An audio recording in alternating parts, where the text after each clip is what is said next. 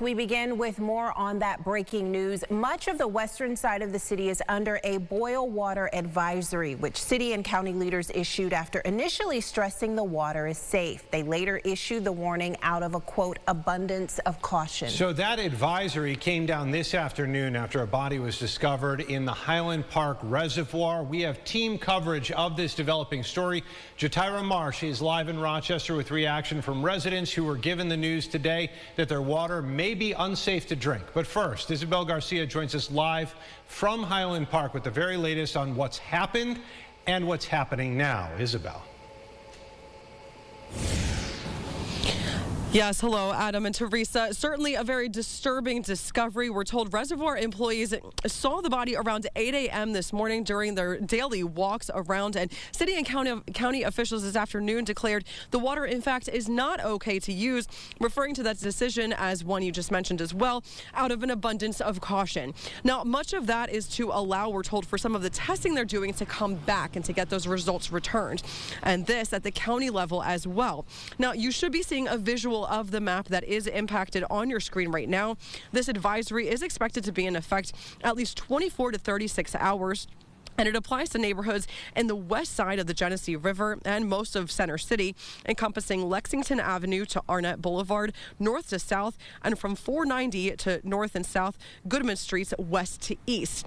Now, Rich Perrin, the city's commissioner for the Department of Environmental Services, says there was already a planned cleaning of this reservoir for May, something they're now expediting. Now, this all comes as the police investigation into what exactly happened here gets underway.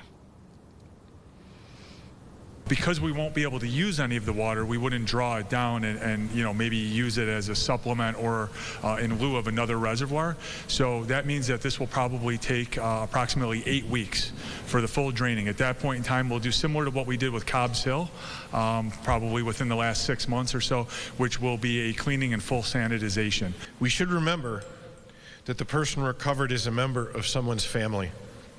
And until an identification is made by the medical examiner's office, there will be many families wondering if this is their loved one.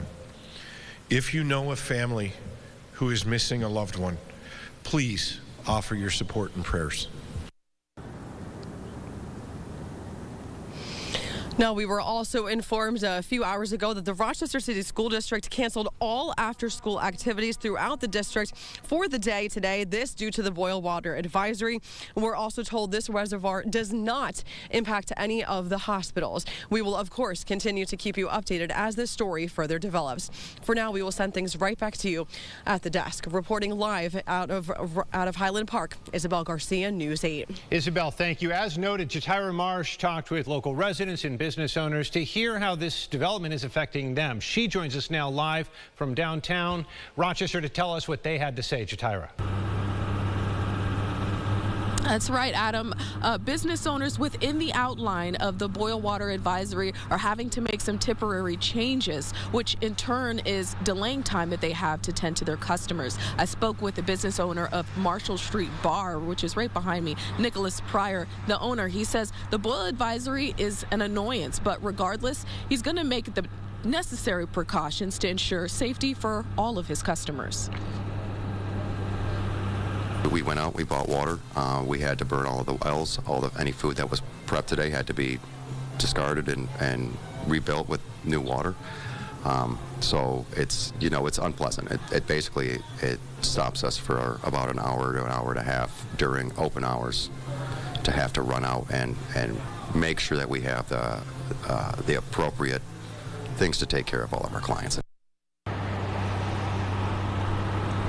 Pryor says changes made to his menu aren't major because he has such a wide variety, and his doors are still open. Live in downtown Rochester, I'm Jatira Marsh. Back to you. All right, Jatira, thank you. So at this point, we want to go over this advisory area again. This is the map right behind me, covering mostly the west side of the city. The furthest west it goes is the Erie Canal, extending east to the Genesee River between Lexington and University Avenue. Now, the furthest east it reaches is North and South Goodman Streets. All of this falling south of Lexington Ave and north of Arnett Boulevard.